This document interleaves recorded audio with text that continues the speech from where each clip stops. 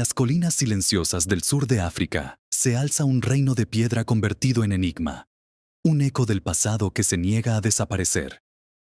Imagine un lugar sin acero, sin herramientas modernas, donde hombres y mujeres levantaron muros de granito más altos que una casa, extendidos por cientos de metros y que aún resisten casi un milenio. Ese lugar es Gran Zimbabue, una ciudad cuya mera existencia desafía nuestra comprensión de la historia. Durante siglos permaneció oculta al mundo exterior, sus torres y pasajes de piedra tragados por el tiempo y el silencio. Cuando los primeros viajeros tropezaron con ellas, no podían creer lo que veían. ¿Cómo habían sido construidos esos muros con tal precisión sin mortero? Cada bloque encajado con el siguiente como un rompecabezas perfecto. Estas ruinas no eran simples refugios, sino monumentos al poder, a la autoridad y al orgullo cultural. Aquí se sentaban reyes. Aquí latía el comercio. Aquí gobernaba la ambición de un vasto territorio. Dentro de estos muros prosperó una sociedad que controló minas de oro, intercambió marfil por objetos exóticos y se convirtió en parte de una red mundial de comercio que alcanzaba el Medio Oriente y Asia. Cada piedra susurra ambición, misterio y el ascenso de una civilización que jamás debió ser olvidada. Caminar entre las ruinas es adentrarse en un mundo donde la arquitectura misma proclamaba grandeza. Muros imponentes de granito, cuidadosamente apilados sin rastro de mortero, todavía se elevan desafiando a los siglos. El llamado Gran Recinto se extiende más de 2 campos de fútbol, encerrando patios donde se celebraban ceremonias, banquetes y quizá rituales sagrados. En su interior se alza la enigmática Torre Cónica, una estructura sin puertas ni ventanas que ha desconcertado a los estudiosos. Era un granero, un símbolo de fertilidad o un emblema de poder destinado a inspirar respeto. A su alrededor se extendían áreas residenciales donde vivían decenas de miles, en chozas de barro y paja que rodeaban el corazón pétreo de la ciudad. El diseño hablaba de jerarquía, la élite más cercana a los muros monumentales, la gente común en círculos exteriores. Estas murallas no eran solo barreras de piedra, eran declaraciones visibles de que aquello no era un asentamiento ordinario, sino el centro de un reino. Y más allá de esos muros, se extendían rutas comerciales como venas que transportaban riqueza. Sin embargo, cada piedra encierra preguntas que aún hoy permanecen sin respuesta. Deténgase ahora y visualice el mercado de Gran Zimbabue en su apogeo. El sonido metálico del marfil tallado, los mercaderes gritando precios, el brillo del oro intercambiado por cuentas de vidrio de Persia o porcelanas que habían viajado desde China. Aquí, culturas enteras se entrelazaban en un bullicio de comercio. Pero surge la gran incógnita. ¿Cómo una ciudad sin puerto se convirtió en uno de los centros comerciales más poderosos de su época? Caravanas atravesaban bosques y sabanas conectando esta capital interior con la costa del Océano Índico. Desde allí, los bienes fluían hacia Arabia, India e incluso los lejanos imperios de Oriente. Los arqueólogos han encontrado fragmentos de cerámica china, cuentas de la India y monedas árabes entre estas piedras, pruebas de una ciudad conectada al mundo. Y sin embargo, a pesar de su riqueza y su alcance, Gran Zimbabue no dejó registros escritos. Ningún decreto real, ninguna crónica de victorias, solo muros y fragmentos. Y aquí llega el gancho más fuerte. ¿Qué fuerza misteriosa pudo hacer caer a un imperio tan próspero hasta dejarlo en silencio, con calles vacías y muros desnudos frente al cielo? La respuesta se oculta en las sombras de la historia. Entonces, hacia el siglo XV, algo comenzó a desmoronarse. Tal vez la tierra misma traicionó a su gente.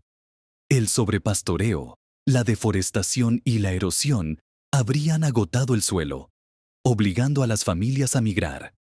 Algunos investigadores apuntan a cambios climáticos, periodos de sequía que transformaron la abundancia en hambre.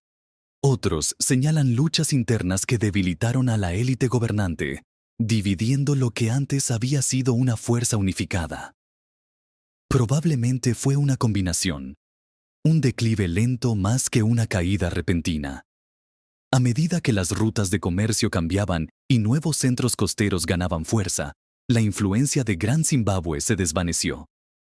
Su edad dorada se apagó, dejando muros vacíos, chozas deshechas y un silencio que reemplazó el bullicio.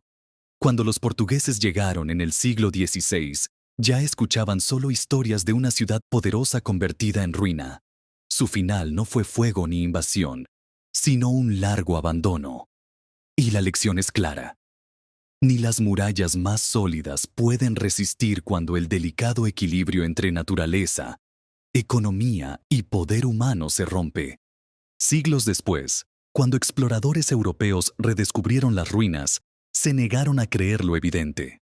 La perfección de los muros, la escala de los recintos, la riqueza sugerida por los hallazgos. Para ellos era inconcebible que fueran obra de africanos. Así, nació uno de los capítulos más oscuros de su historia. Los colonos inventaron teorías. Fenicios, árabes, incluso la legendaria reina de Saba.